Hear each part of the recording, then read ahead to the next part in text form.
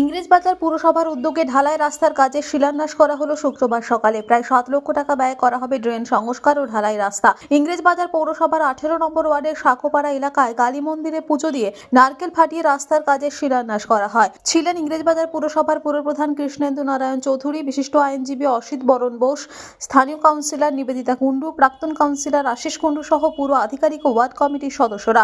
অল্প বৃষ্টিতে রাস্তায় জল জমে যেত। স্থানীয় ব্যবসায়ীদের দাবি ছিল রাস্তা ও ড্রেন সংস্কার, জল যন্ত্রণা থেকে মুক্তি দিতে ইংরেজবাজার পুরসভার পক্ষ থেকে ড্রেন সংস্কার এবং ঢালাই রাস্তার কাজে শিলান্যাস হয় বলে জানান পুরপ্রধান কৃষ্ণেন্দু নারায়ণ চৌধুরী।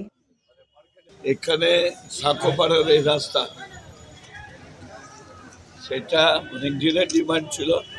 আমরা আরএসপি পোর্টালে দিয়েছিলাম, কিন্তু আরএসপি পোর্টালে এখন অনেক লেন্দি হয়ে যাচ্ছে। এর মধ্যে কারণ হচ্ছে আমাদের দুয়ারে পাড়ের সমাধানের টাকা দেওয়া হচ্ছে আদার্স। এই জন্য আমরা এটা আলাদা একটা স্কিমে টাকা দিয়ে, এখানে কাউন্সিলর বলেছিলেন, আমাদের চুদাও বারবার বলতেন, তো আমরা এই রাস্তাটা করে দিচ্ছি। প্রায় 7 লাখ টাকা মতো, না